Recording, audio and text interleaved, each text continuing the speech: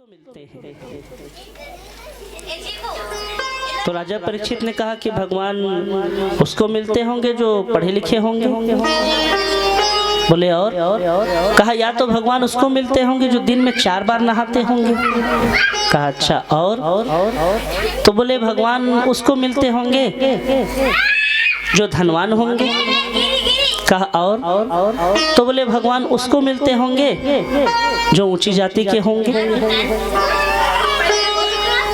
तब सुखदेव जी महाराज कहने लगे राजन, न तो भगवान पढ़े लिखे को मिलते हैं, न तो भगवान जो दिन में 4 बार नहाते हैं उनको मिलते हैं, और ना ही भगवान किसी ऊंची जाति वाले को मिलते हैं।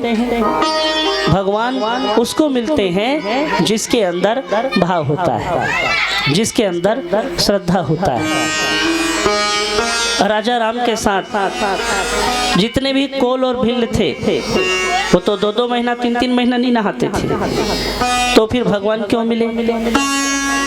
मीरा, ध्रुव जी महाराज, प्रहलाद जी महाराज, इन्होंने कभी पढ़ाई नहीं की, स्कूल का मुंह नहीं देखा कभी, फिर भी भगवान मिले। क्यों? और का जाति विदुरस्य, विदुर जी महाराज एक दासी के पुत्र हैं जिनका नाम है विदुर, उनको भगवान क्यों मिले? तो राजा परीक्षित ने पूछा, कहा गुरुदेव ये विदुर जी कौन है?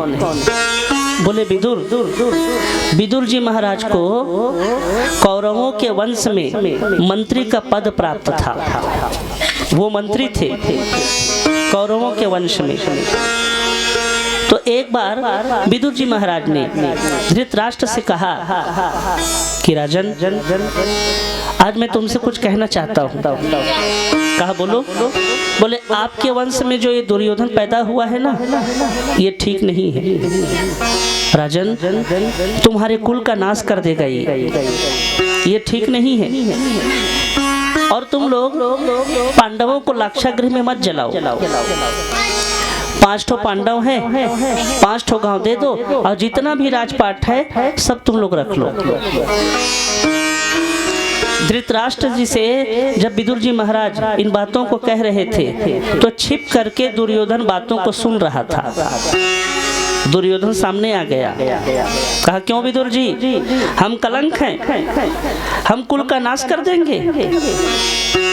तो विदुर जी ने कहा बेटा मेरे कहने का अर्थ ये नहीं था, मेरे कहने का अर्थ ये था कि तुम पांडवों के संग युद्ध मत करो, महाभारत का युद्ध तुम मत करो। 5 ठो पांडव हैं, 5 ठो गांव को दे दो। तो दुर्योधन कहने लगा हमारी कृपा से आप मंत्री बने हैं और हमारे सामने हमें ज्ञान देते हैं। कहा जाइए आज और अभी से इसी समय से मंत्री के पद से हम आपको हटाते हैं। तो विदुर जी ने कहा बेटा मंत्री के पद में रखो तो अच्छा, हटा दो तो अच्छा, लेकिन जो सच है मैं उसी को कहूँगा, एक बार नहीं बार बार कहूँगा कि पांडवों को लाक्षागृह में मत जलाओ। विदुर जी को जब मंत्री के पद से हटा दिया, महल से बाहर चले गए। कदली का वन, कदली यानी केला, केले का जंगल, वहाँ पर एक कुटी बनाई, पर्ण कुटी, जिसको हम लोग सरल भाषा में कहें तो झोपड़ी। एक पर्ण कुटी बनाई और वहीं पर जाकर विदुर और विदुरानी दोनों रहने लगे। एक दिन विदुरानी कहने लगी कि स्वामी क्या बात है, आज हस्तिनापुर को लोग सजा रहे हैं, जगह जगह तोरण लग रहा है, जगह जगह रंगोली बना रहे हैं, जगह जगह दीपक जला रहे हैं, कोई आने वाला है क्या? तो विदुर जी ने कहा अरे पगली आज हमारे द्वारकाधीश आ रहे हैं, इसीलिए जगह जगह लोग सजा रहे हैं सुंदर सुंदर। कहा अच्छा, तो बोले क्या फायदा, आप तो मंत्री हो नहीं, अगर आप मंत्री होते तो हम लोग भी द्वारकाधीश को एकदम पास में जाके देखते।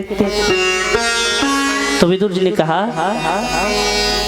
देवी सुनो, हम द्वारकाधीश को देखें या ना देखें, अगर द्वारकाधीश ने हमें देख लिया तो समझो कृपा हो गई। देखो जब आप मंदिर जाते हो तो मंदिर में कोई जरूरी नहीं कि आपको लड्डू पेड़ा का प्रसाद मिले,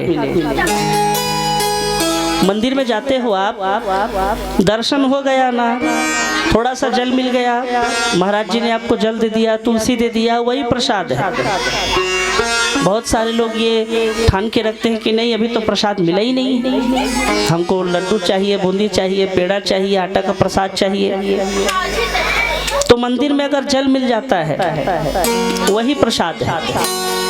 अगर मंदिर में तुलसी पत्ता मिल जाए, भभूत मिल जाए, वही प्रसाद है।